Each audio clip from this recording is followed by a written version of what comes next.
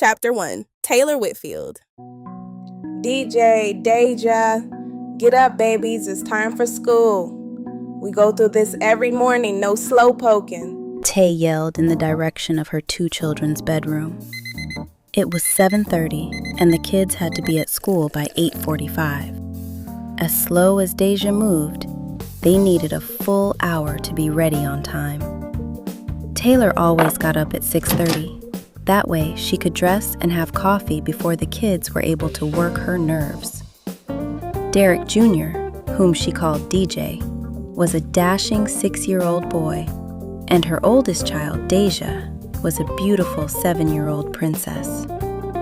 As Taylor ironed the kids' clothes, she thanked God she'd combed Deja's hair last night because she wasn't in the mood to wrestle with her tender-headed self this morning.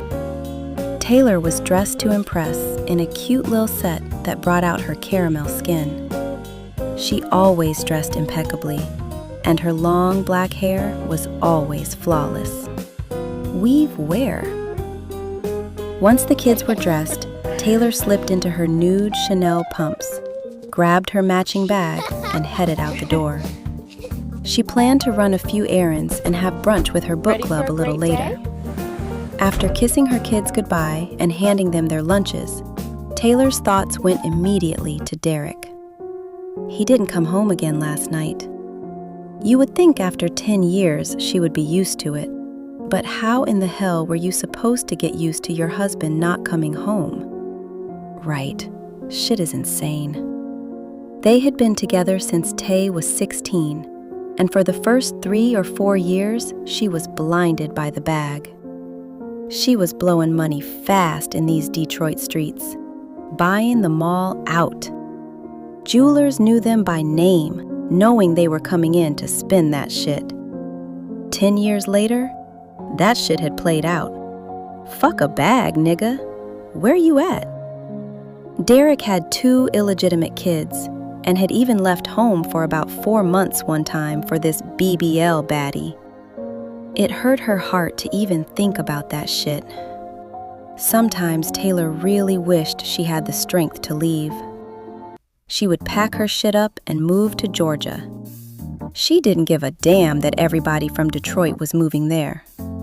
Taylor figured it was big enough that she wouldn't run into anyone she didn't want to be bothered with.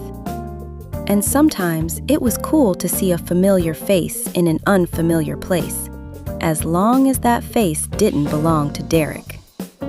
Keeping it a buck, Taylor loved the ground he walked on. She just wanted him to show her some fucking respect and the same love that she showed him. At this point, she didn't know if that would ever happen. She was seeing a therapist, but Derek needed to be seeing one too.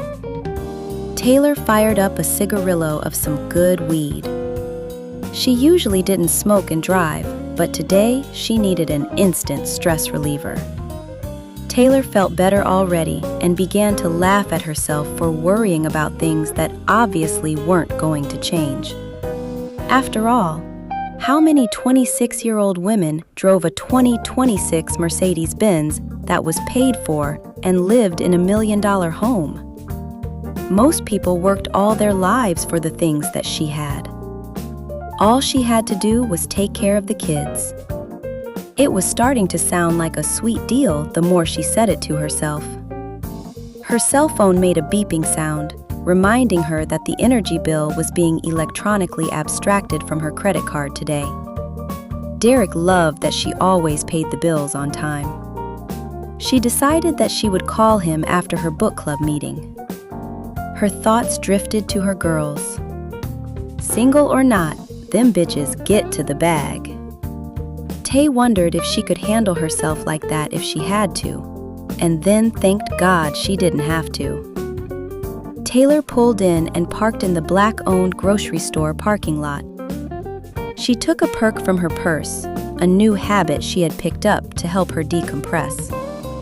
On a cloud, she looked at herself in the mirror and realized that life was better than she was making it out to be.